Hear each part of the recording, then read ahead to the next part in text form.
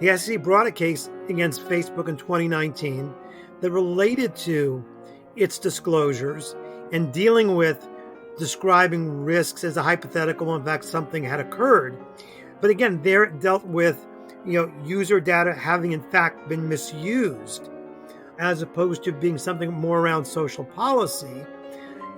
I'm hard pressed to believe that with the 2019 case that the SEC would bring a case here as well. I'm Quinta Jurecic, and this is the Lawfare Podcast, October 28th, 2021. Today, we're bringing you another episode of Arbiters of Truth, our series on the online information ecosystem. And we're talking about a subject that doesn't come up much on the Lawfare Podcast, the Securities and Exchange Commission. Facebook whistleblower Frances Haugen has made waves with her congressional testimony and the many damaging news stories being reported about Facebook based on the documents she released. But before those documents became the Facebook papers, Haugen also handed them to the SEC as part of a whistleblower complaint against the company. So we thought we should dig into what that actually means. What's the likelihood that Haugen's SEC filings turn into an investigation into the company? Should Facebook be worried? Evelyn Dueck and I discussed these questions with Jacob Frankel, who spent years at the SEC and is now the chair of government investigations and securities enforcement at the law firm Dickinson Wright. He explained how to understand the SEC's role in cases like these, why whistleblowers like Haugen file complaints with the SEC, and why he thinks it's unlikely that the agency will investigate Facebook based on Haugen's disclosures. It's the Lawfare Podcast, October 28th, the SEC and the Facebook papers. I think it would be useful for our listeners to get a bit of background from you so that we know the perspective that you're coming from as we're talking about this today. So you were a senior counsel at the SEC's Division of Enforcement, the Securities and Exchange Commission, which is what we'll be talking about today. I'm wondering if you could just talk a little bit about what that role involved in your experience. With that role involved, and I spent almost 10 years at the SEC in its enforcement division, and that was from about 20 some odd years ago to 30 odd years ago. So I've been practicing in the SEC enforcement space now for 33 years. It really involves conducting investigations into possible violations of the federal securities laws. And then upon finding those violations, or then what we would do within the Division of Enforcement, and that's the practice still today, is to prepare an action memorandum to the Securities and Exchange Commission itself. I'm referring to the 5 commissioners appointed by the president and confirmed by the Senate. And the commission then considers those allegations and then authorizes an enforcement action, which many enforcement actions actually settle. And the investigative process includes issuing subpoenas for records, taking investigative testimony. And that was the better part of my 9.5 years at the SEC, the last year and a half of which also included being on assignment to be a federal criminal prosecutor, public corruption and securities. With as high profile as the Facebook issue is now, I was with one of the independent counsels. So that in and of itself was rather high profile engagement as a federal prosecutor. So that gives you an idea as to what I did, not only within the SEC, but also within the federal government, having been a federal prosecutor as well. So I want to start with a pretty basic question, which is, why are we talking about Facebook and the SEC in the same conversation? And I think this is probably obvious to you, but maybe not obvious for a lot of our listeners. Frances Haugen's testimony and the documents that she's provided to the press have generated a lot of discussion and criticism of Facebook. Congress is really taking interest. I think there's a lot of debate over whether or not this will lead to tech regulation, but the SEC's role is, of course, separate from that. So what is the role of the SEC in this Facebook paper story? Well, there are actually 2 questions there, and that is why would the SEC have any interest in Facebook at all? And then why would it have an interest in the Facebook story itself? The interest in Facebook goes to the fact that Facebook is a public company. It is a company with securities that are registered with the United States Securities and Exchange Commission. Those securities are traded on the U.S. capital markets, and the SEC is the federal regulator with responsibility for all of the capital markets, and in turn has jurisdiction over companies that have securities registered with the SEC and trade in the US capital markets. So that's the basis for the SEC having what I'll call jurisdiction in the broadest sense over Facebook. Now, that said, we have to go back to what does the SEC do? The SEC has civil regulatory enforcement jurisdiction over the federal securities laws.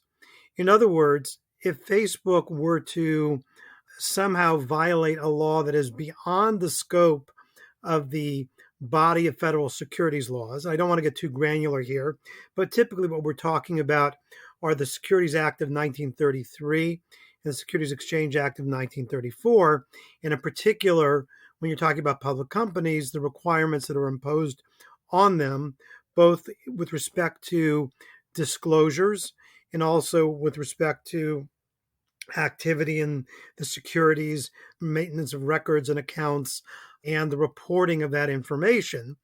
That is how the SEC would have jurisdiction more specifically over Facebook, as well as any other public company, whether high profile or low profile.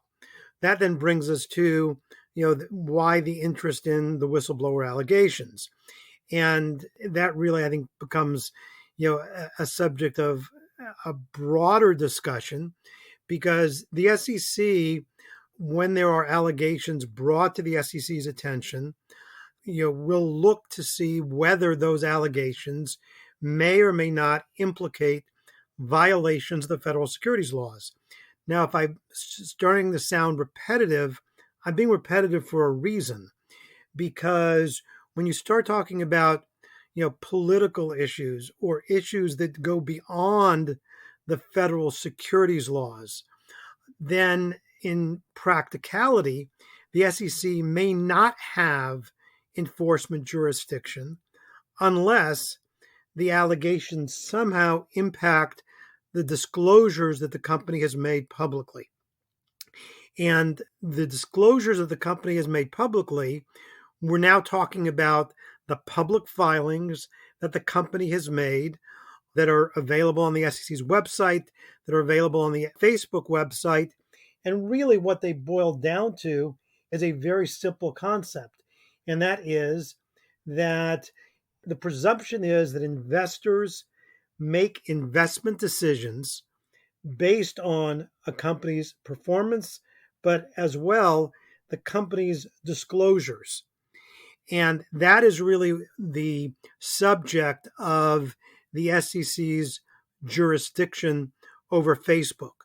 So to the extent that we're talking about cyber disclosures, which is an issue that has been the subject of SEC guidance both in 2011 and 2018, or more recently, the SEC having brought a case in 2019 against Facebook in connection with Cambridge Analytica, where the SEC alleged that Facebook had made misleading disclosures about the risk of misuse of its user data.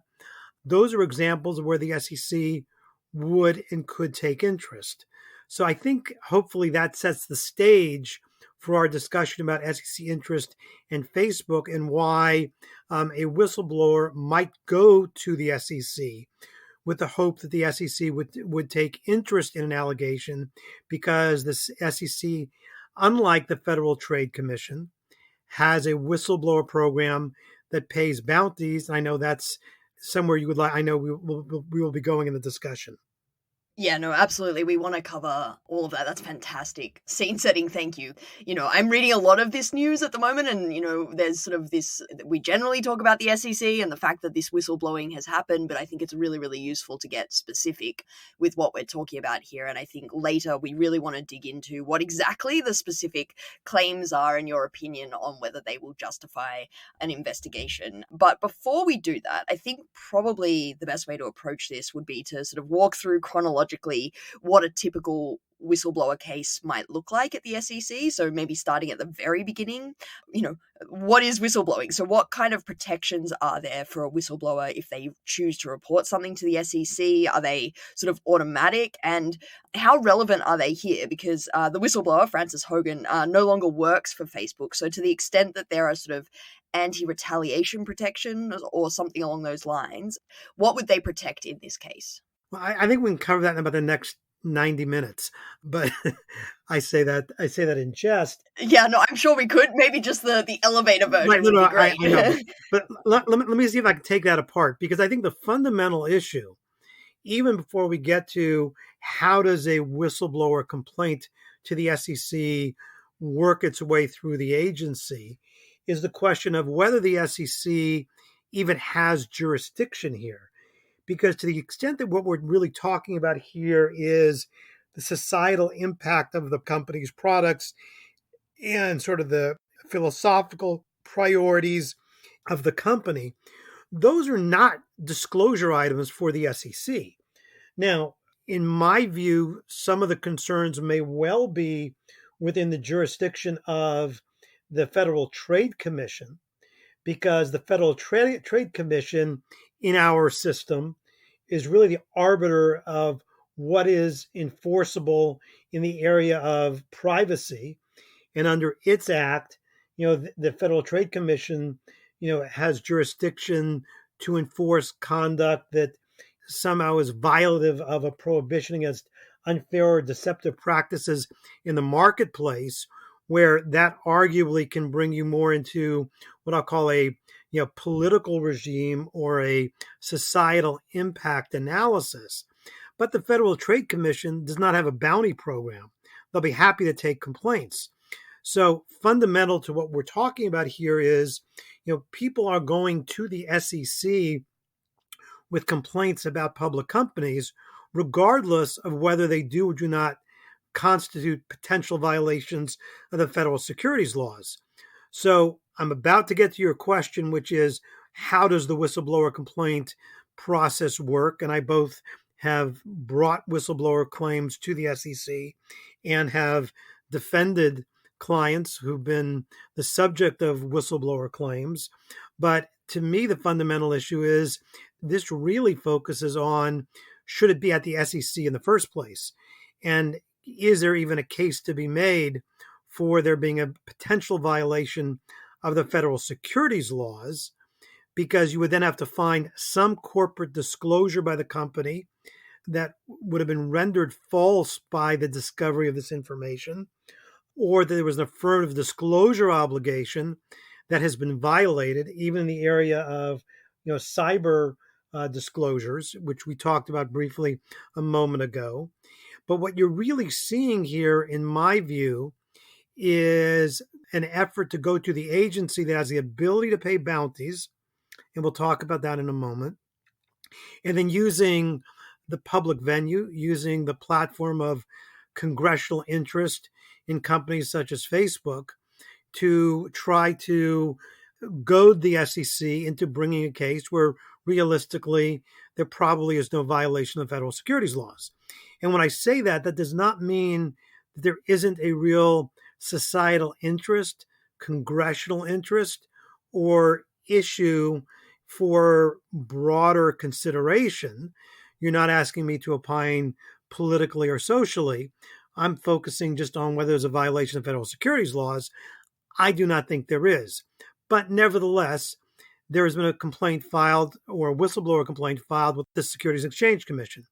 The way that is done typically is a whistleblower, often through an attorney, will file what is called a TCR, an actual written report, with the Office of the Whistleblower at the Securities Exchange Commission.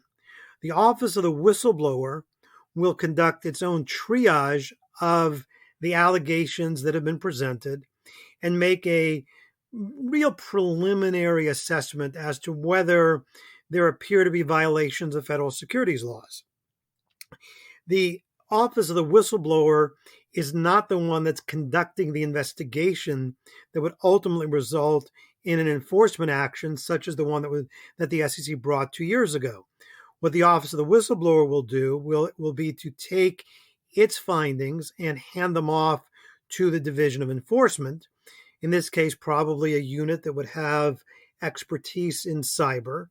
And then the SEC would conduct, the Enforcement Division would conduct an investigation.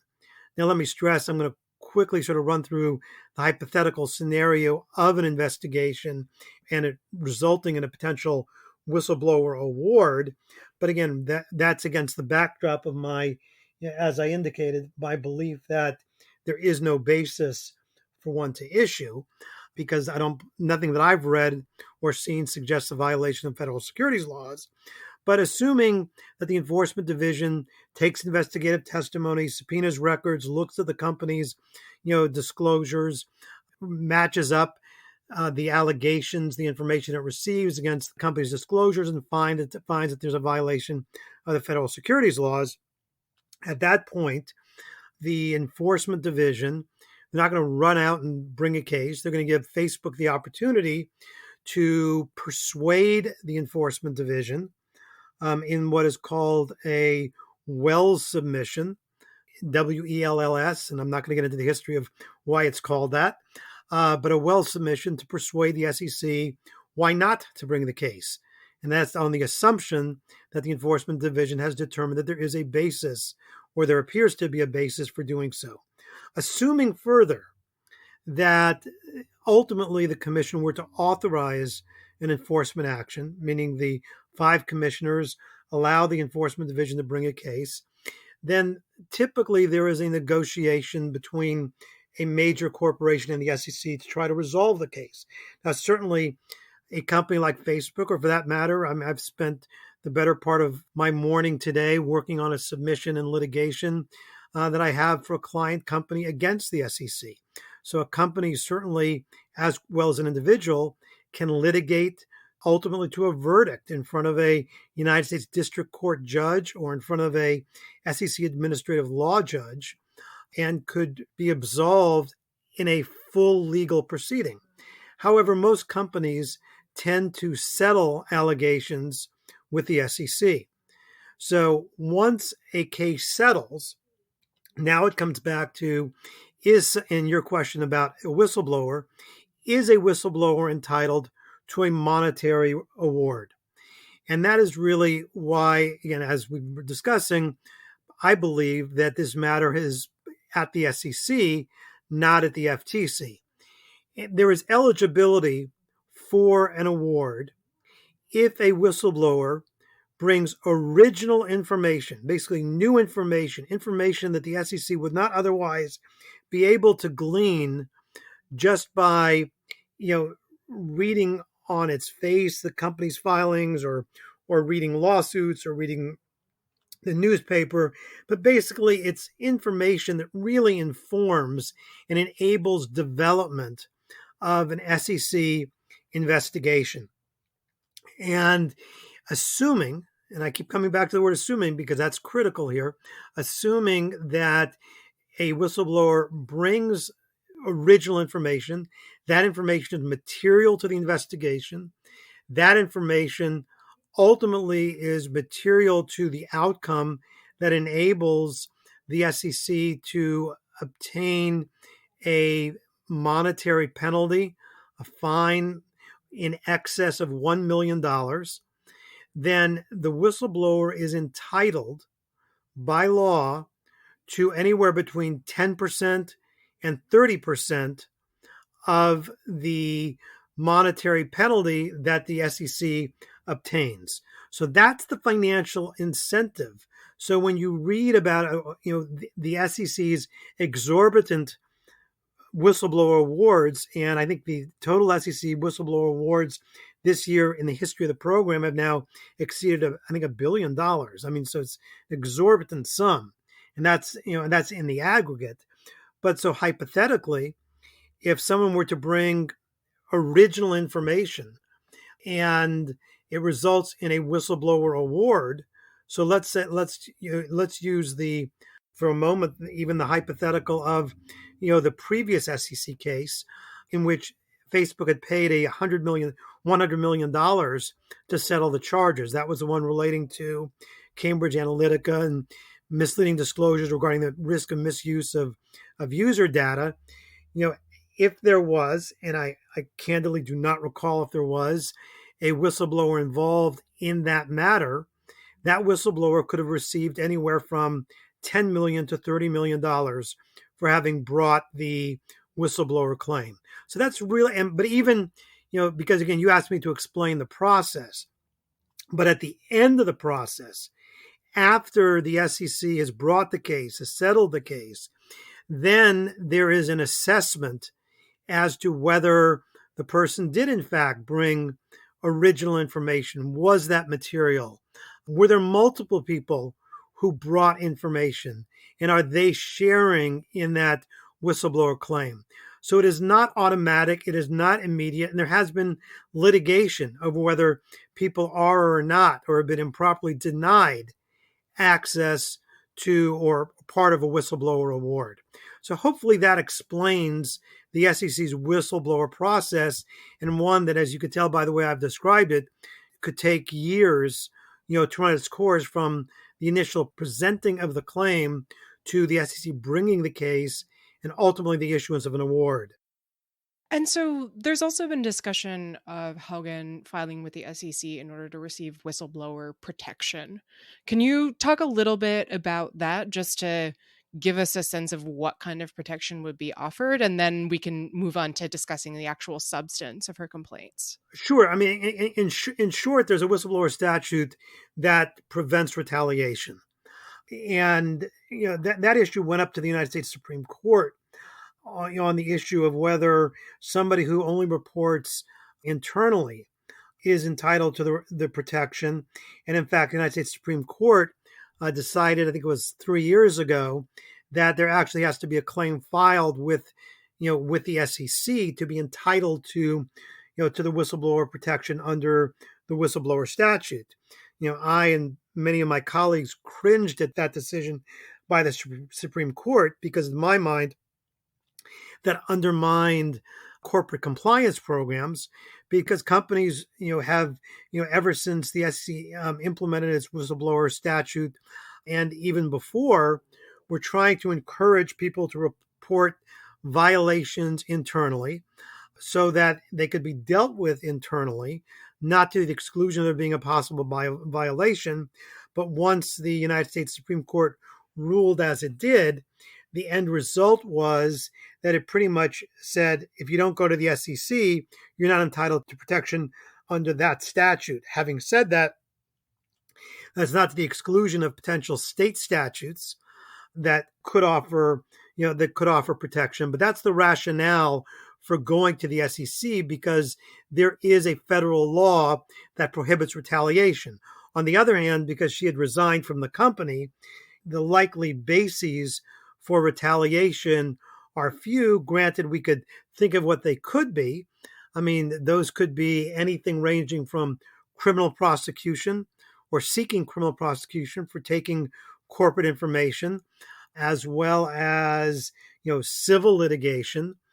But having said that, whether it's Facebook or any other company, the likelihood of going down either of those routes, I think, would meet with such public blowback, such distaste in the court of public opinion, that I think we're unlikely to see that. But nevertheless, there is a federal statute that provides protection. So let's then turn to the substance of the complaints. There are 8 of them, and I think we're going to oversimplify here so we can move through them in a timely way. But I think we can sort of put them into a few buckets. And the first bucket might be called the sort of bucket of Facebook, knew that there was bad stuff on its platform, but didn't put adequate systems in place to deal with it. So this would include the complaints that Facebook misled investors and the public about its role perpetuating misinformation and extremism relating to the 2020 election on January 6th, that had a whitelist for influential users and celebrities, so they were exempted from content takedowns, that it misled investors and the public about its transparency reporting on how effective it was at removing hate speech, and we can go on. So assuming for the sake of argument right now that Facebook's statements actually were misleading, is that the kind of thing that the SEC would be interested in your view? Probably the answer to many of the questions are going to be maybe. And the reason I say that is because what we'd have to do is the fact about knowing about bad stuff alone, it would not implicate federal securities laws. To me, the question will be, we would have to look at specifically what was said and then go look at the company's actual disclosures and see if any of the disclosures were misleading as you compare what was said to the reality. Now, the reason we have to, I stress the maybe, and I think a lot of these answers are going to be the unsatisfactory maybe, is because corporate securities lawyers are adept at being both precise and imprecise in their disclosures, because it's impossible. It is absolutely impossible to predict every potential risk or eventuality. Even in the previous case that the SEC brought against Facebook, and this is really true in most disclosure cases, the language that the SEC typically uses is something along the lines of making sure they have procedures that are designed to make disclosures that are accurate in all material respects, and not just describing some hypothetical risk when in fact that risk has actually occurred. But again, it's not has described with perfection or with precision. It's that are accurate in all material respects. And often, I'm going to digress briefly, but I think it's a really important point as well, is the word I'm going to keep using, and I have used, is material. And, that in and of itself is a term that has worked its way up to the United States Supreme Court. And basically, materiality is, something that's important to an investor in making a decision as to whether to invest in the company. So there are a lot of factors that go into this. So to take your actual question apart, the knowing bad stuff alone would not get us there. The fact that it related to anything relating to the election, conduct after the election, not enough to give rise to a violation. Once you start adding the phrase, and I think the phrase you used was having adequate systems, the issue of adequate systems that would be of interest to the SEC would go to the company's disclosure controls and procedures that relate to its cyber disclosures, and also as relating to its actual narrative disclosures that go into its public filings. So I suspect you're going to continue just being a fantastic lawyer and keep answering maybe, but... Well, I'll give you a more definitive answer if I can give you one. The only reason I say what I say is because, it's my belief from everything that I've heard and read that there is no SEC case to be brought here. And even if there might marginally be one, and I stress the word marginally because somehow, whether it's some other good lawyer who is contorting facts to suggest that maybe there is a disclosure violation. And the fact is, the SEC brought a case against Facebook in 2019 that related to its disclosures and dealing with describing risks as a hypothetical. In fact, something had occurred. So once that happens. But again, there it dealt with user data having in fact been misused, as opposed to being something more around social policy. I'm hard pressed to believe that with the 2019 case that the SEC would bring a case here as well. So I think that's a reason for maybe, but you're welcome to challenge me, and I may be able to give you a more definitive answer that will be a more precise yes or no. No, I mean, I didn't mean to cast shade on the answer, maybe, but I mean, I'm kind of glad I did, because that was a bit more of a fiery answer, which is great. And I mean, I think that's been pretty definitive, but I think it's also important for our listeners to sort of maybe keep going through the rest of the buckets of claims, just so that we're clear what they are and whether you still agree that they're not going to get us over the line. So I think the second bucket of claims might be not only that they knew that Facebook knew that there was harmful content on its platform and didn't do enough to mitigate that, but that there are in certain cases areas in which they maybe exacerbated those harms or knew of very direct harms to users and didn't do anything about it. So here I think we might put things like the claims around Facebook knowing that it was harming teenagers' mental and physical health in terms of driving them towards eating disorder content in particular, or claims around it in its algorithms amplifying, not merely just not picking up and getting rid of, but amplifying things like polarizing content and hate speech in the interest of keeping users on the site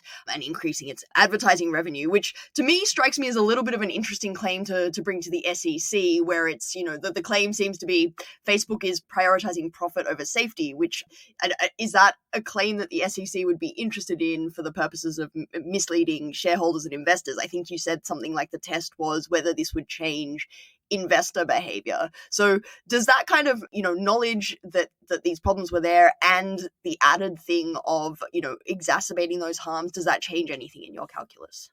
The first part of my answer is pick up the phone and call the Federal Trade Commission, which has responsibility for unfair and deceptive acts and practices that affect commerce. The second part to the answer is, I think everything can be tied to impacting profits.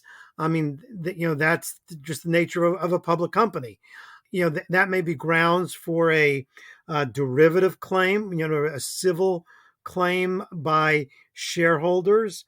I mean, a lot of companies have, shareholders who divest of a company because of philosophical positions taken by those companies that are different than the individual shareholders or investors' philosophies.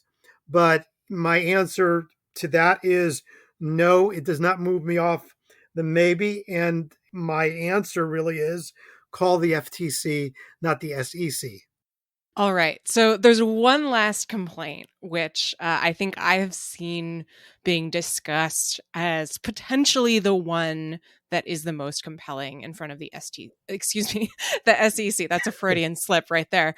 And so that's the complaint that Facebook misled investors and advertisers about shrinking user bases in important demographics. So essentially that it was losing teenage users, declining content production, the true number of recipients of advertising. So basically arguing that they were not forthcoming about the fact that their ad business was declining. And I have certainly seen people argue, that this is an example of Facebook just not being truthful with investors and with the public about what their product looks like in terms of whether it's going to, be continuingly popular. Is that a better claim? Or I guess two questions. One is is that a better claim that Facebook is representing the value of its core product, which is advertising? And even if it's a better claim, does that get us across the line? I'll go so far as to say that's probably the best claim, not just the better claim. But again, we come back to what are the company's disclosures?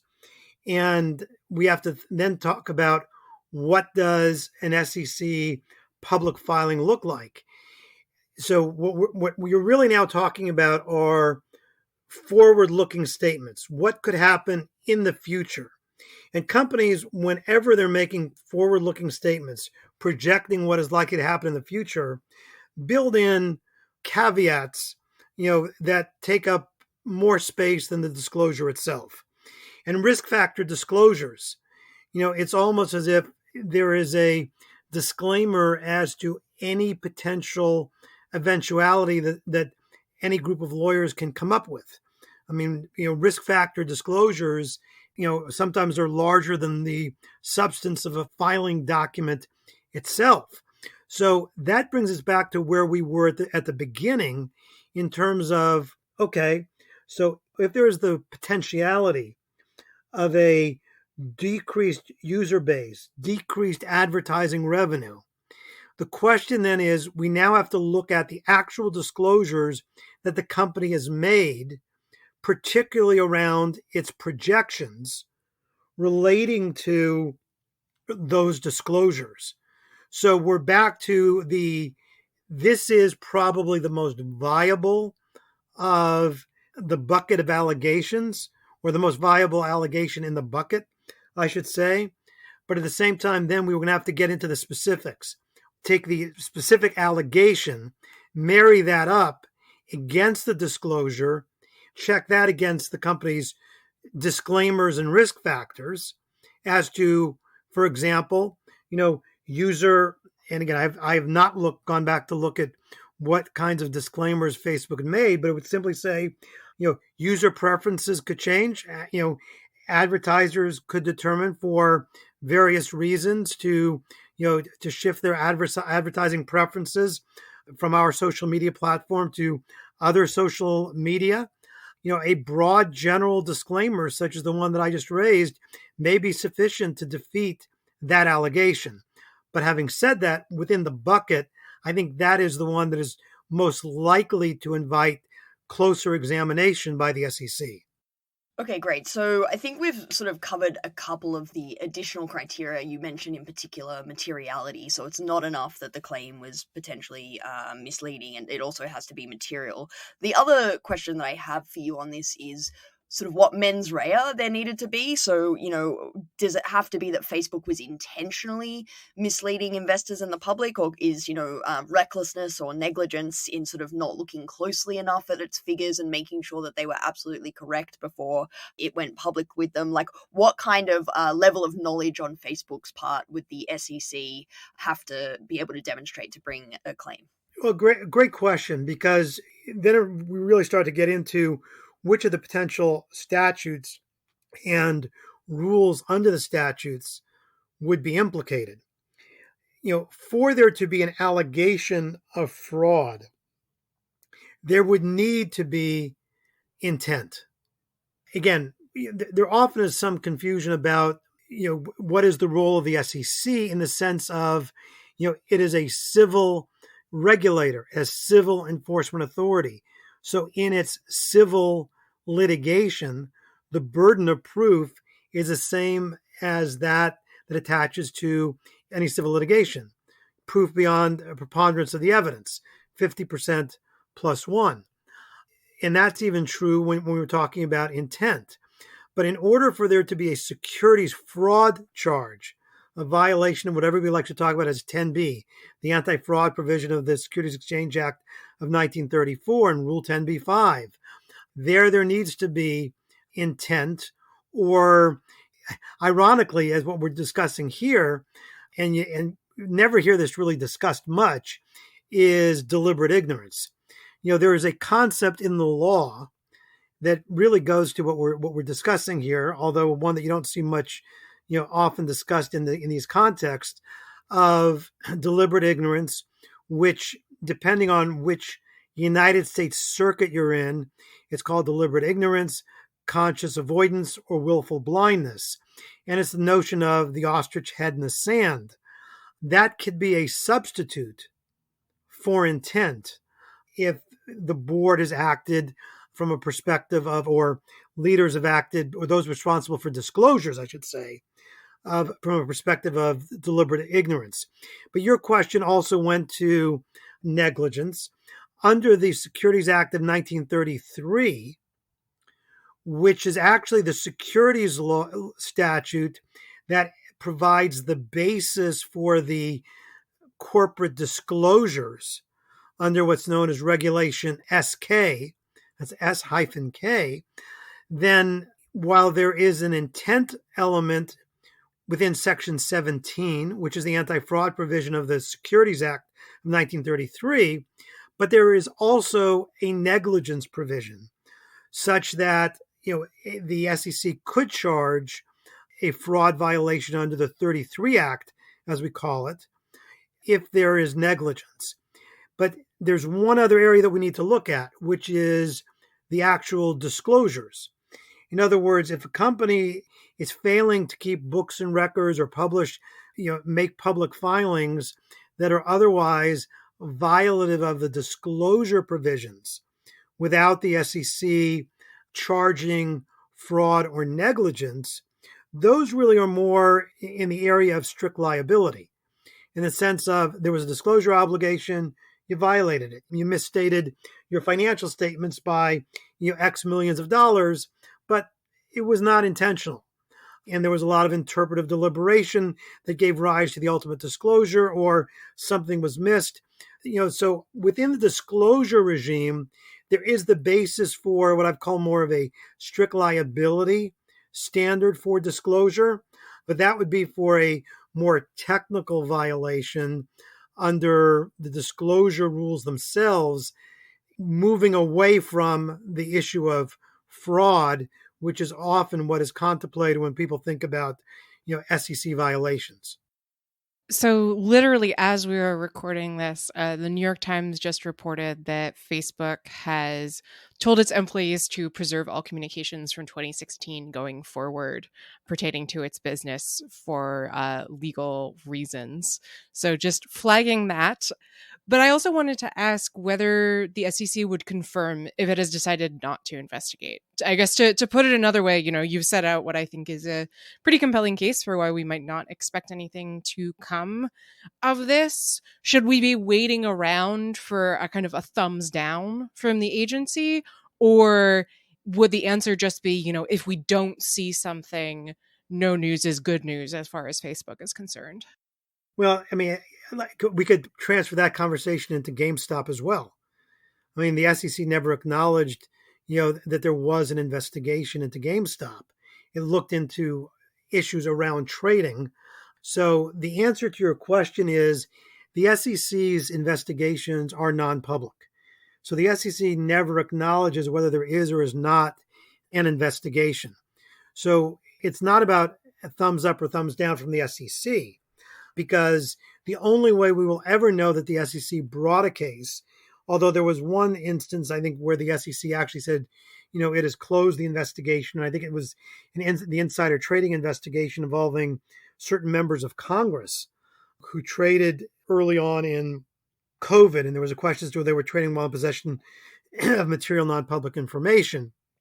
And I think the SEC, if I remember correctly, did make a disclosure that those investigations were closed. But that is an absolute rarity.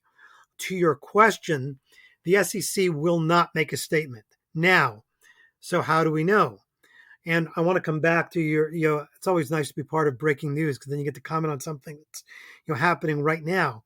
So I'll come back to the document preservation notice that you referenced. But if Facebook were to make a disclosure that the SEC has initiated an inquiry, an investigation into whatever issue, and let's assume it's even this issue specifically, Facebook will have created for itself a duty to update. So your logical next question is, so does Facebook have an obligation to disclose the existence of an SEC investigation? The answer is no. And the case law is very clear on that point, because what the SEC is doing as a civil regulatory agency is conducting an independent fact-finding investigation.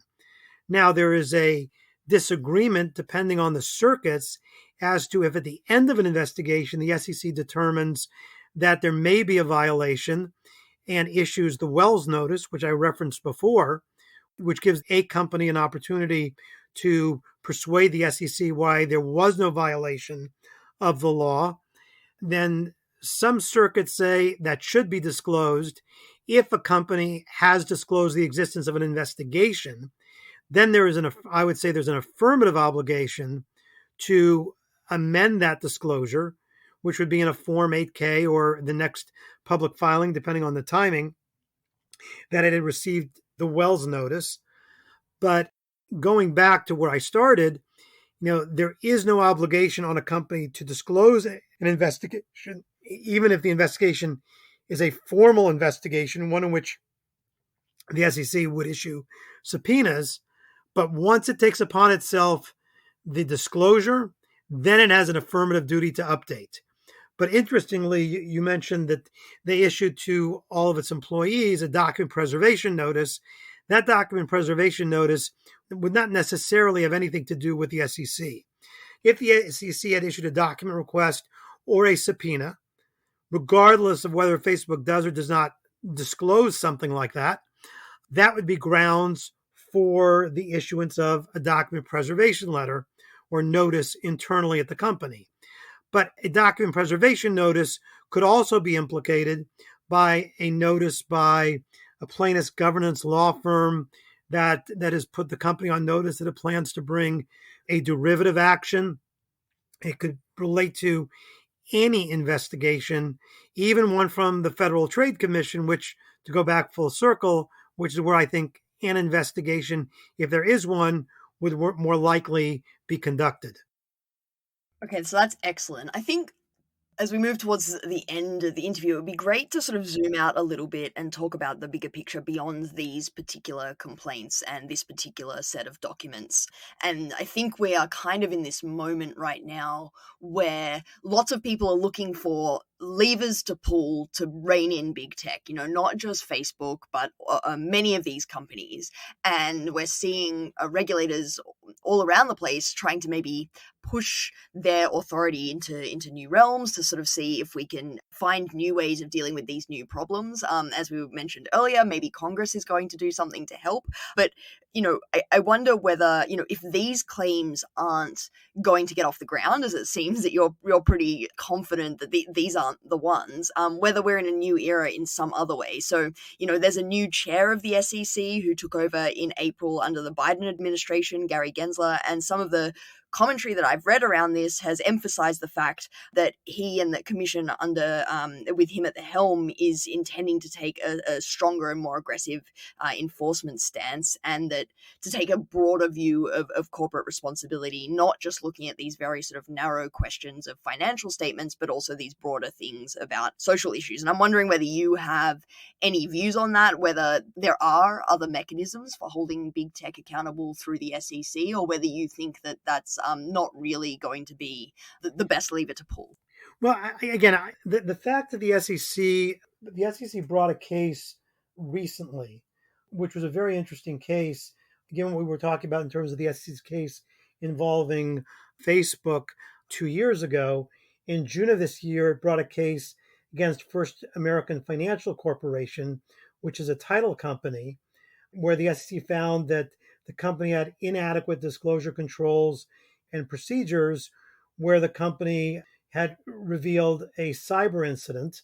But the difference is, if I remember correctly, in the Facebook case, there was like a 2-year period, and a lot of the SEC cases up until recently had involved a rather long period of how long the information had been known, when the company had disclosed. In the First American Financial case, the gap between awareness and disclosure was less than 6 months. And the SEC nevertheless found the policies and procedures, inadequate. So disclosures around cyber and the process for companies making those disclosures, as well as reporting up within the company to enable timely and accurate disclosures, is certainly something that is of interest to the SEC. But I think, more broadly, we do have to think about what are all the jurisdictions and what are all the frameworks that potentially can be applied to the behavior of any social media platform. But let's also not lose sight of the fact that social media platforms are used for manipulative purposes in the federal securities laws. So it's not just, it's not like we're only hearing about Twitter or Facebook, Reddit in the context of, of GameStop, But there are other regimes to consider. I mean, when the SEC first published its disclosure guidance around cyber in 2011, the California Consumer Privacy Act did not exist. GDPR did not exist in Europe. I mean, so we're talking about state privacy laws. We're talking about European privacy laws. Some European countries, with their data protection and other laws, may choose to be more aggressive. I mean, California could look under its consumer protection laws, under its very broad statutes. I'm certainly not offering an opinion under California law, but to where your question started, I would say call your congressman, because really, I mean, it's an issue that's on the plate of Congress. It's an issue that, as we move into an election year, members of Congress are looking for opportunities to carry the flag on an issue of social importance, something of concern more broadly in society. So, yeah, I think we're going to see a lot of activity, and we're going to see many complaints involving other companies, probably Facebook again, to the SEC under other circumstances. I think that's just a fundamental reality of being big tech, being big social media. The bigger concern for me is not the altruism, but it's the comfort and the lack of, I'm going to use the word remorse, about taking information that is proprietary to a company and using that for personal gain. And, that's certainly an element of this, because, why not just go to Congress and say, here's the information, this may interest you. Why go to the SEC first, but for the whistleblower program? What was Panama Papers? It was taking information from law firms and publishing it. There are more and more examples of that occurring, and I think that will continue to occur until such time as, whether it be the states or the feds, recognize that there is another side to the coin. I'm not advocating widespread prosecution, but the fact is, I think there has to be an acknowledgement that corporations are entitled to protect their trade secrets, their assets, their information, and employees sign confidentiality provisions. And let's not lose sight of the fact many employees, when they become whistleblowers, could well be violating those confidentiality provisions. Well, I think we'll have to end it there. I should say, unfortunately, neither Evelyn nor I have members of Congress, because I'm a DC resident and she's Australian. But listeners, you heard the man. Call your members of Congress. Jacob, thank you so much for coming on. You're welcome. Thanks for the invitation. You've been listening to Arbiters of Truth, the Lawfare podcast series on our online information ecosystem. You can find past episodes on the Lawfare podcast feed, and we'll be back with another episode next Thursday. The Lawfare podcast is produced in cooperation with the Brookings Institution. Our music is performed by Sophia Yan. Our audio engineer was Hamza Shitu. Our producer is Jen Patchahowell. Please rate and review the Lawfare podcast and consider becoming a material supporter of Lawfare on Patreon at patreon.com/Lawfare. And as always, thanks for listening.